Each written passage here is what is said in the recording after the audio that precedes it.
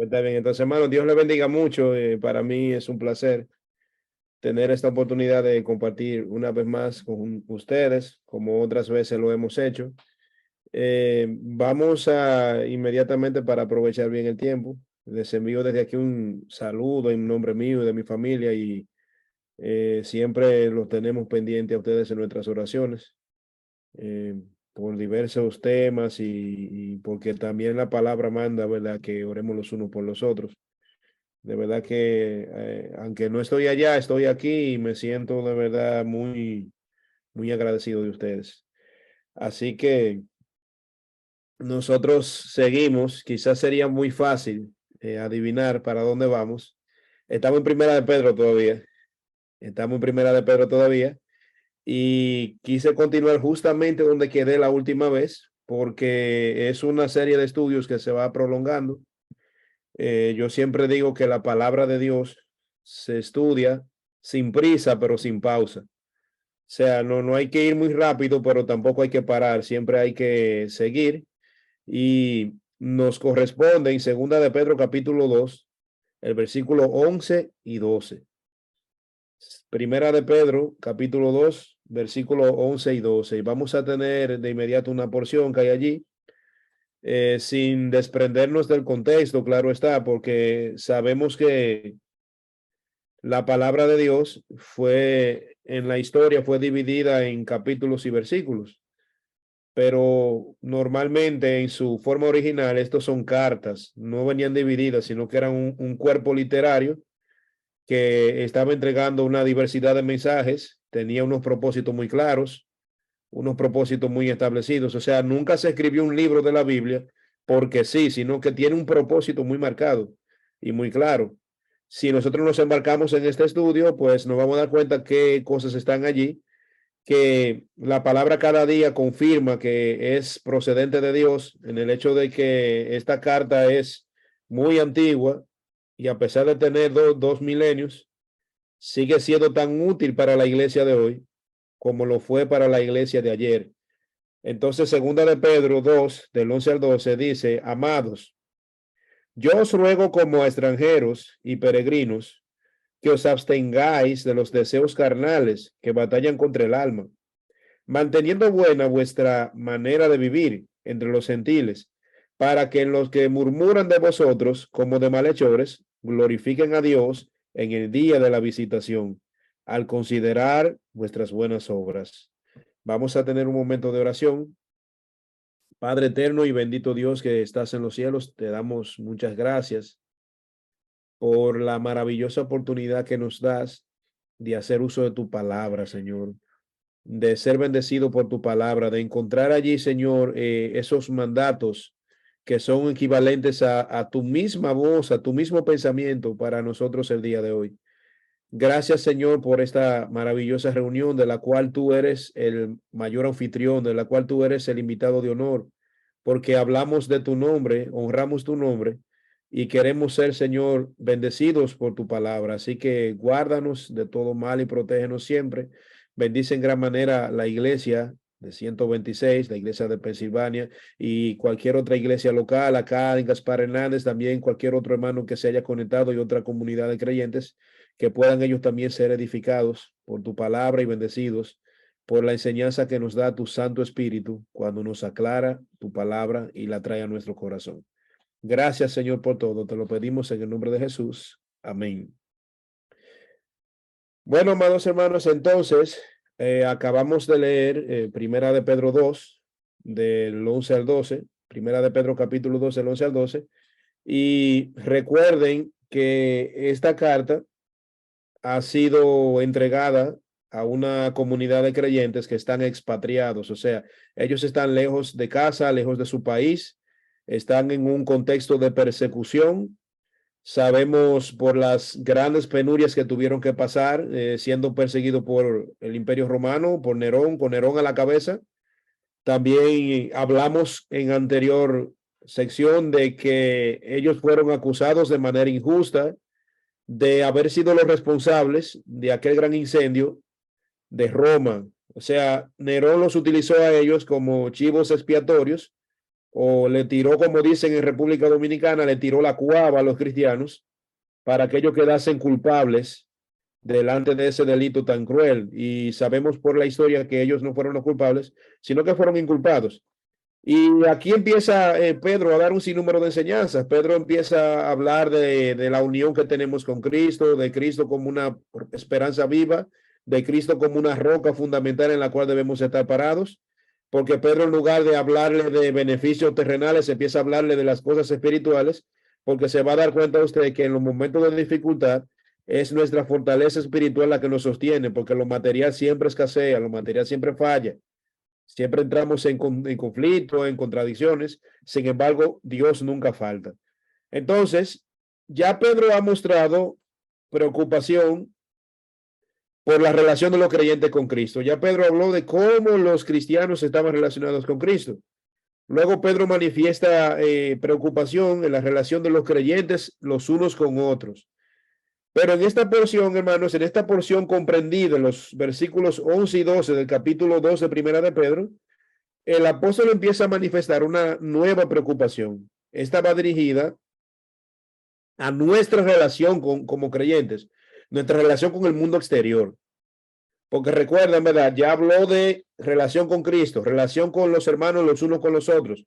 Nosotros lo que tenemos compañerismo de fe. Pero entonces ahora él se embarca en otro tema porque hay otra población que está allí y es la población no creyente, es el mundo que nos rodea que se vuelve objeto ahora de la preocupación de Pedro. Y esta carta se puede considerar una carta también de connotación pastoral, porque vemos a Pedro como uno que cuida de la grey de Dios, uno que cuida del pueblo de Dios y que está en cierta manera a través de su escrito preocupado por temas espirituales de esta comunidad de creyentes, está pastoreándolos, está guiándolos con la palabra de Dios.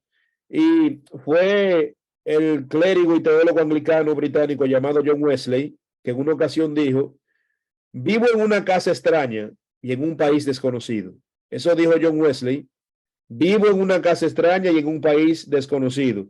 Y Wesley hacía referencia al cuerpo como una casa llena de pasiones carnales que desafían el alma, y el país desconocido era este mundo lleno de dificultades y contradicciones. Eso decía John Wesley. John Wesley decía, mi cuerpo es como una casa extraña y el mundo en el que vivo es como un país desconocido.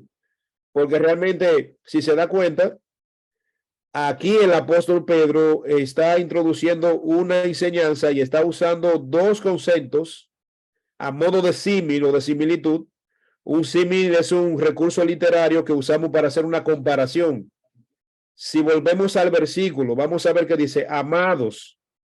Es un tono de amabilidad, de amor dentro de la comunidad creyente. Dice, yo os ruego, o sea, yo les pido de manera muy seria, de manera muy encarecida, como a, ahí está el símil, como a extranjeros y peregrinos. Ahí están las dos similitudes que él está usando. Ahí está por un lado el extranjero y por otro el peregrino. Si tratásemos esta noche de definir lo que es un extranjero, es algo así como uno que es natural o procedente de un lugar que no es en el que se encuentra o reside. Por lo tanto, es uno que está alejado de su patria. Un extranjero es uno que está lejos de su casa. Uno que no está en su lugar de familiaridad, está en un lugar lejano de su lugar de procedencia. Y por otro lado, usa el concepto peregrino. Un peregrino es uno que anda en una trayectoria en tierras extrañas y también está lejos de su patria. Miren, lo que Pedro está diciendo acá era muy familiar para esta persona por el hecho de que ellos eran expatriados.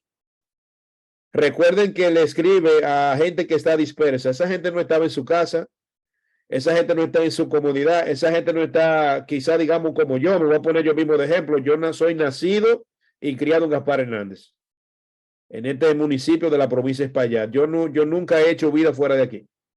Yo sí he salido quizá a hacer una diligencia a Santo Domingo, una diligencia a Puerto Plata, una diligencia aquí, que a Santiago, pero yo siempre he hecho vida aquí. Ellos no estaban como yo. Ellos estaban lejos de casa, lejos de toda gente conocida, lejos de toda situación favorable para ellos. Estaban totalmente alejados.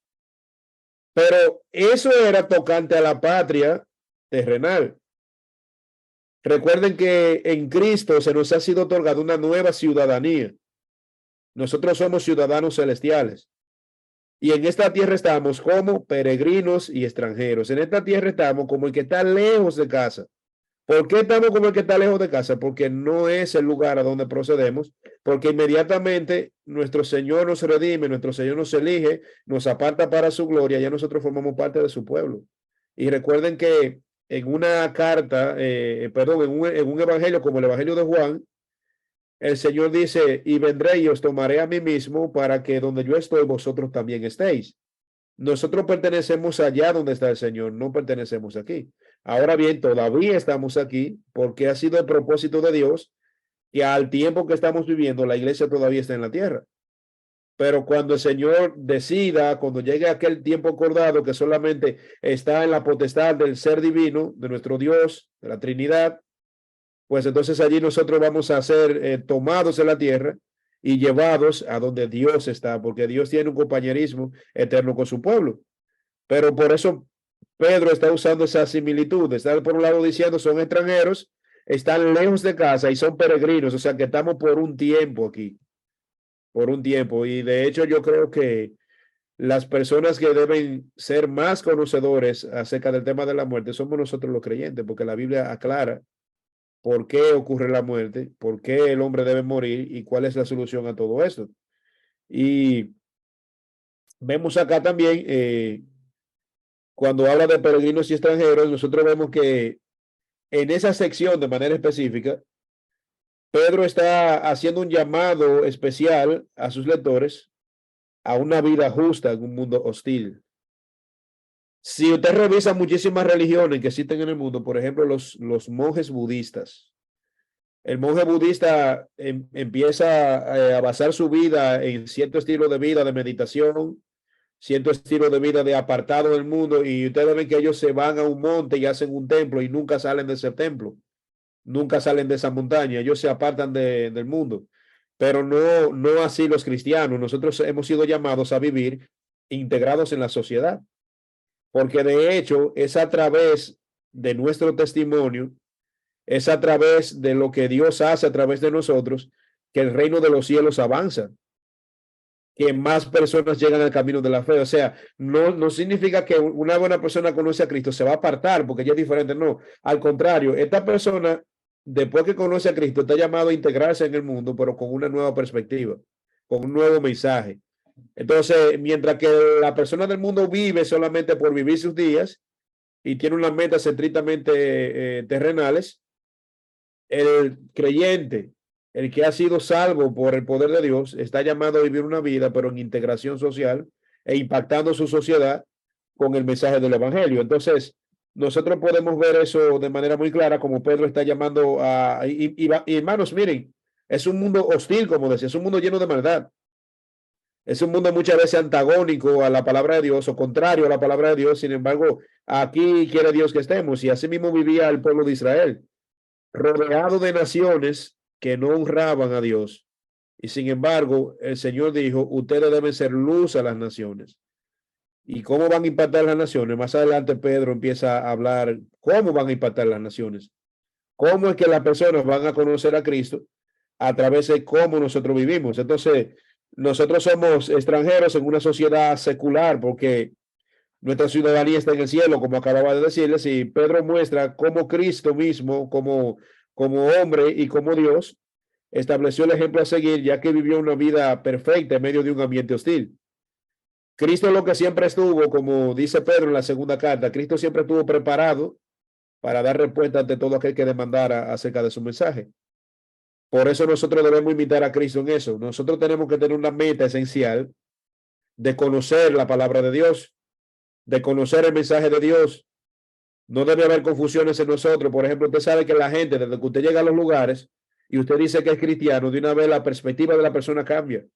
Ya ellos empiezan a comparar y a decir, seguramente este es un fanático. Seguramente este es uno como el que yo conozco, que es así. O sea, no, nosotros tenemos que estar preparados para dar respuesta con la palabra y para desmentir mucha falsedad que se le ha inculpado al evangelio. Porque, señores, miren, no es ahora. No es ahora que los cristianos hemos tenido que luchar con aclarar la verdad del evangelio. Son temas históricos. De hecho, en el segundo siglo de la era cristiana, donde empezaron a salir muchísimas herejías, muchísimas falsas enseñanzas, y empezaron a inculpar a los cristianos de muchísimas cosas, Dios preparó muchísimos hombres que tuvieron que hacer apología, tuvieron que defender la fe ardientemente, pero conociendo la palabra. Y me parece que era Ireneo, si no Ireneo era Tertuliano, que decía, yo no pido yo no pido que nos den privilegio por encima de los demás. Lo que yo sí pido es como que me permitan enseñar lo que el evangelio es. Decía, lo que el evangelio es. Porque a veces la gente, es como le digo, a causa de la mala predicación, a causa del falso evangelio, a causa de mucha gente que encuentra dentro de la iglesia el panorama perfecto para hacer muchísimas cosas indebidas, a causa de eso, muchas veces el evangelio empieza a ser atacado por aquellos que desconocen el evangelio. Pero sí sabemos que el evangelio no es nada de eso, sino que el evangelio es la verdad de Dios y eso tiene que estar bastante claro en nosotros. Por eso tenemos que estar viviendo en un mundo que muchas veces es cruel con nosotros, pero tenemos que estar preparados para defender la palabra de Dios. Bien, entonces, luego sigue avanzando la enseñanza. Él está hablando aquí está aclarando acerca de cómo nosotros somos vistos como peregrinos y extranjeros. Y luego dice, después que dice, yo os ruego como a peregrinos y extranjeros que os abstengáis de los deseos carnales que batallan contra el alma, que os abstengáis, que dejen de hacer o que no participen. Abstenerse es dejar de hacer algo o no participar en algo o mostrarse abiertamente en contra de algo. Nosotros no podemos ser arrastrados con la corriente. Hay una fuerte corriente que va hacia una dirección en el mundo, pero no así nosotros. Nosotros debemos huir de esa corriente porque nosotros tenemos una meta diferente. Entonces, una traducción literal sería manténgase alejados de los deseos carnales.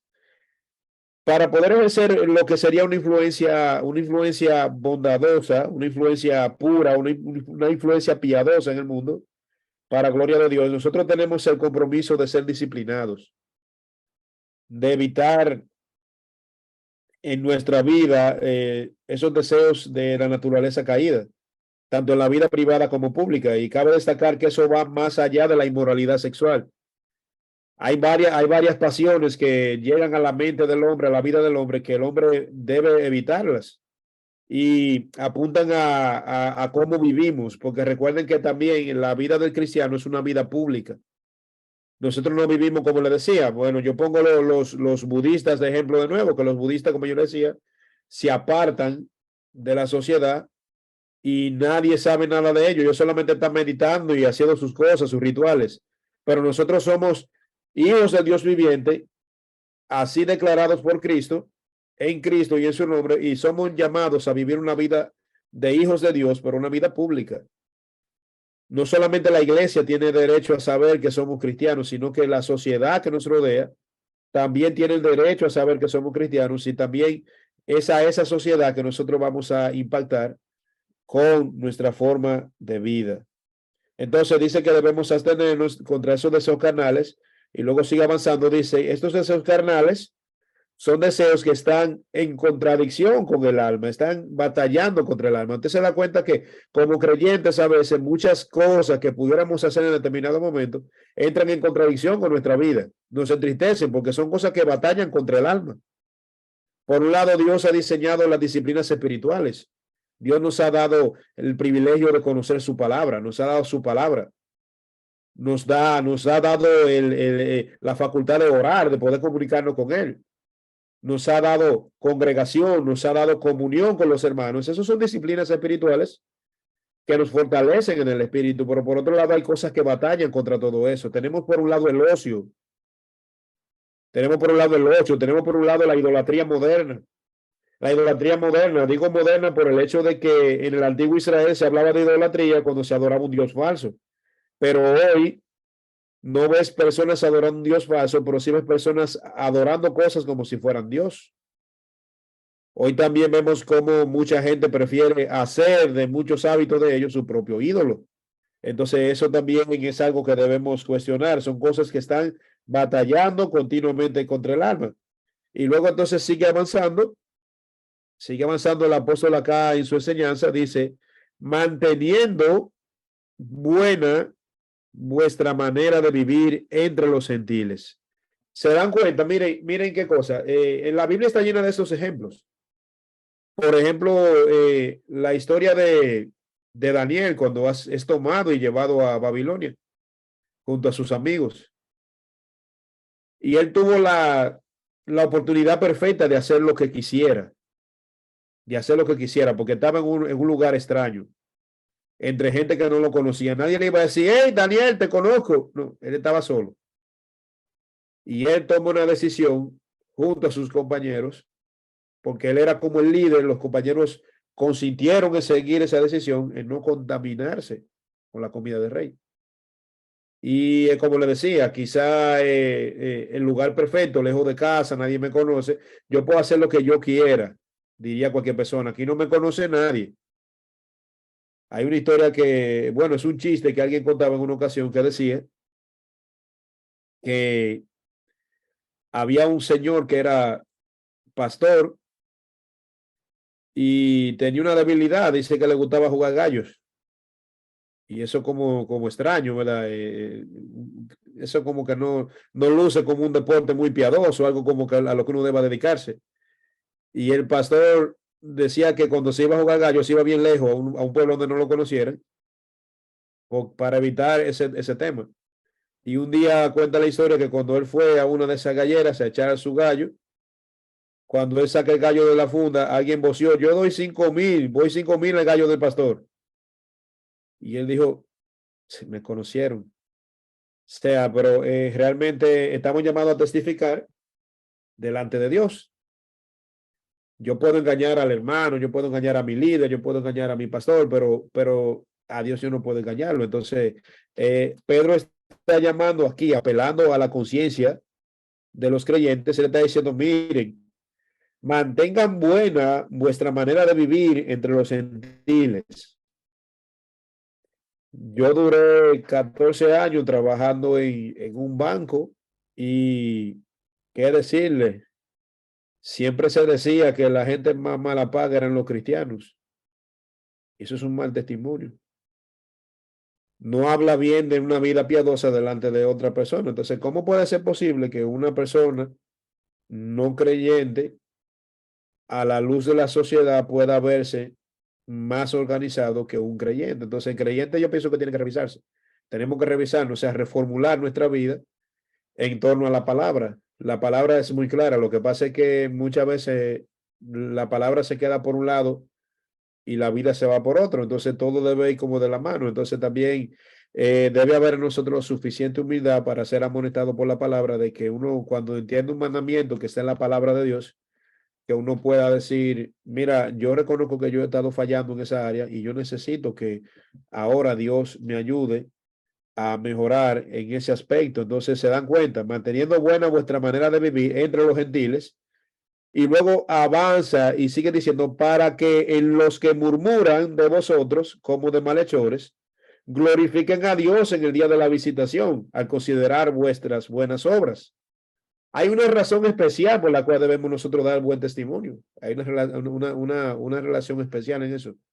Porque es como decía también en una ocasión el predicador Charles Spurgeon, él decía en una ocasión, prediquen en todo momento y si es necesario usen palabras. ¿Qué nos está dejando dicho? Nos está dejando dicho que prediquemos, pero que si es necesario usemos palabras, es que nuestra primera predicación sea nuestra buena conducta. Y eso es un gran desafío para nosotros que somos personas que cometemos errores, personas que necesitamos crecer en muchas áreas, pero no es difícil. Bueno, sí es difícil humanamente hablando, pero no es difícil porque contamos con la compañía de Dios, contamos con el Espíritu Santo. Solamente tenemos que disponer nuestra obediencia y seguir avanzando por la vida, seguir creciendo en la vida. Entonces, aquí habla entonces, buena vuestra manera de vivir. La palabra que se incluye acá, que se traduce como buena, se refiere a una conducta honorable e implica el bienestar más puro y excelente, atrayente. O sea, que la vida del creyente sea, en cierta manera, atrayente para el no creyente. Que nuestra forma de ser, que nuestra afabilidad, que nuestra bondad sea atrayente para que no conoce a Dios. Hay ejemplos por montones en la Biblia, como yo siempre le digo. Por ejemplo, si se dan cuenta, Abraham sale de Ur de los Caldeos y empieza a caminar hacia Canaán. Y si se dan cuenta, al final de la vida de Abraham, la tribu cananea vienen a él y le dicen: Abraham, nosotros hemos visto que Dios está contigo y que tú eres un príncipe entre nosotros. Júranos ahora, le dicen ellos, que no va a haber dificultad entre nosotros, que tú no vas a tener problema con nosotros y nosotros contigo, porque ciertamente la mano de Dios está contigo. Ellos vieron en la forma de vida de Abraham, de la obediencia que Abraham tenía a Dios, que ellos quedaron impactados con eso y dijeron: mira, nosotros queremos estar en paz contigo, porque hemos entendido que estar en paz contigo es estar en paz con Dios. O sea, tú sabes lo que tú le sirves a Dios verdaderamente, porque Abraham siempre se manejaba conforme a lo que Dios establecía. Entonces nosotros, después de haber disciplinado en lo que es nuestra vida interior y privada, nosotros debemos vivir hacia afuera entre los no cristianos de tal modo que se refleje esa disciplina interior en nuestras acciones. Y tenemos el Espíritu Santo ahí 24/7, hermano. A veces sale una cosita media descompuesta en nuestra boca y el Espíritu Santo nos contrista de una vez.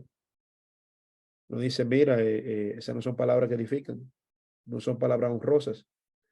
Y damos gracias a Dios por eso. Entonces, acá regresando al texto para sacar unas cuantas ideas más,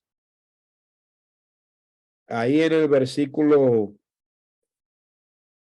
12, donde estamos, donde se nos dice: manteniendo una vida buena, una bondad pura, vuestra manera de vivir entre los gentiles, para los que murmuran de vosotros como de malhechores.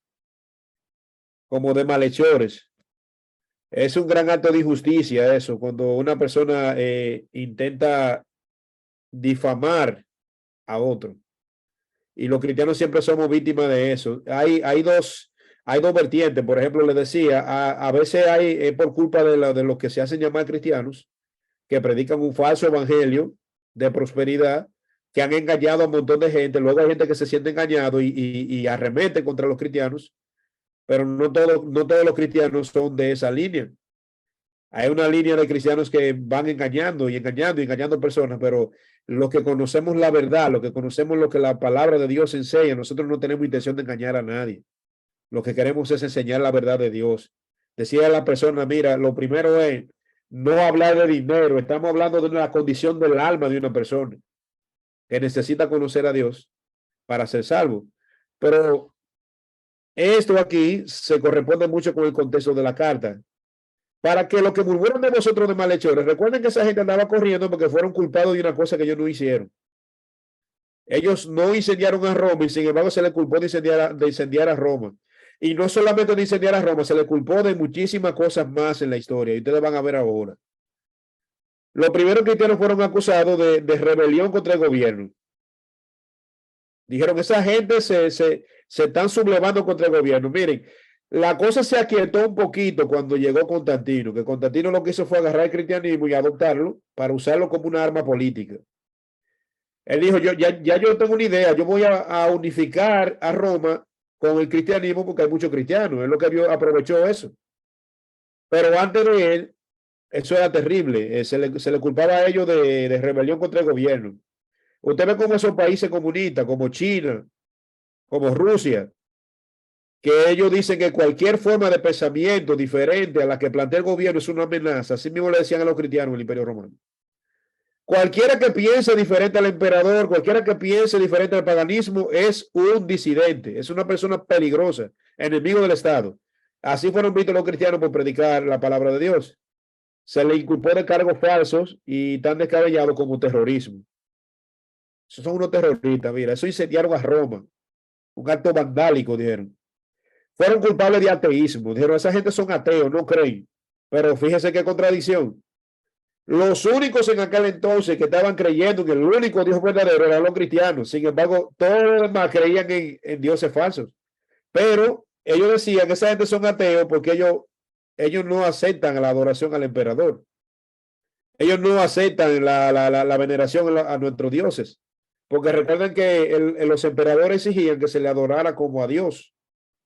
Ellos se encumbraban y ellos decían que eran divinos, ellos se colocaban por encima del pueblo y había que honrarlo, había que adorarlo, en los templos había que cantar a su nombre, así como hacían los dictadores luego en la época más moderna, así como hacía Trujillo aquí en República Dominicana, que en todos los lugares tenía que haber imágenes de él, que tenía que hacerse una ovación a él en todos los lugares. Así estaba pasando. Los cristianos fueron acusados también de canibalismo, que comían gente, decían, se regaron rumores, porque como ellos hablaban de la cena del Señor, ellos decían, cuando vienen a ver se comen ellos una gente ahí cada vez que se sientan ahí, ¿verdad? Todo era como un tergiversado, todo era algo retorcido, como hablando, o sea, la palabra dice que mucha gente habla de lo que no conoce. A veces hay gente que le salta con cosas a uno, los cristianos, tú eres de los que hacen esto y esto. No, no somos de eso, somos cristianos bíblicos.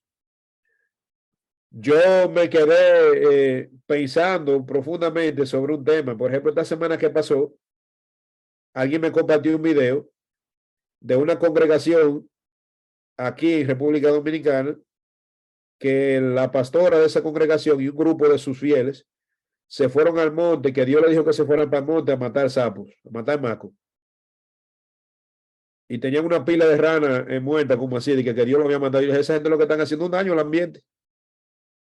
Porque esos animales viven ahí y son un tipo de control de plaga, porque lo que ellos se comen son alimañas y cuando ellos no se la comen, llegan a la casa mosquitos con dengue, cucarachas, ratones, muchísimos animales. Entonces yo decía, mira cómo la gente hace cosas. Entonces luego tú dices que tú eres cristiano, te pueden decir, entonces, pues tú eres de lo que sale para el monte a matar ranas. Porque la gente no tiene eso claro, la gente no tiene eso claro, la gente tiene que entender que la palabra de Dios es lo que dicta lo que nosotros creemos y lo que hacemos. Y a veces tenemos que sufrir el precio del descrédito de otros grupos que están en otra cosa y no están predicando la palabra de Dios. Pero todavía estamos aquí, hermano, hay que seguir batallando y lo bueno es que no estamos solos. Los cristianos fueron culpados también de inmoralidad. Se llegó a decir que eran inmorales simplemente porque ellos tenían compañerismo, porque se amaban los unos a los otros, porque se mostraban ese amor sincero como familia de Dios y eso se llegó a tergiversar. A decir, esa gente en sus reuniones hacen cosas indebidas. El que habla de afuera era que decía eso. Y si usted revisa la historia más moderna, el que tradujo la Biblia, uno de los que tradujeron la Biblia al español, Casiodoro de Reina, fue Casiodoro de Reina y Cipriano de Valera. Casiodoro de Reina tuvo que salir huyendo cuando empezó a hacer su traducción de la Biblia al español, porque traducir la Biblia a otro idioma era un delito y él empezó a traducir su Biblia y tuvo que salir huyendo y fue a tener a Ginebra, de ahí fue a tener a Alemania. En Alemania fue que más tiempo duró, pero en Inglaterra también tuvo un tiempo, pero en Inglaterra él fue culpado de inmoralidad sexual. Se dijo que él hacía cosas indebidas y él no hacía cosas indebidas, eso era mentira. Luego se comprobó que era mentira y volvió a ser perdonado en aquel país, pero la gente que propagó ese rumor de que él hacía cosas indebidas era gente que tenía deseo de hacerle daño. O gente que, por ejemplo, aquí se usa mucho eso, como vivimos la época de la posverdad, cuando usted le está yendo bien, usted está progresando, de repente viene una gente y riega un rumor y dice, fulano tiene tal problema o hace esto, ¿para qué? Para que usted empiece a perder aceptación y por ahí hay que ser muy dañino para hacer eso, hay que ser muy dañino para hacer ese tipo de cosas. Entonces, esa maldad se le hacía muchas veces al pueblo de Dios para ponerlo en descrédito delante de la esfera pública. Y también fueron culpados de muchísimas cosas más, de muchísimas cosas más. Entonces, pero dice aquí, manteniendo buena vuestra manera de vivir entre los gentiles, para que los que murmuran de vosotros como de malhechores glorifiquen a Dios. O sea, que tu conducta sea aceptada delante de Dios para que cuando a ti se te escudriñe, quede totalmente probado de que todo lo que se dice es una gran mentira. Y nadie puede con el poder de un testimonio.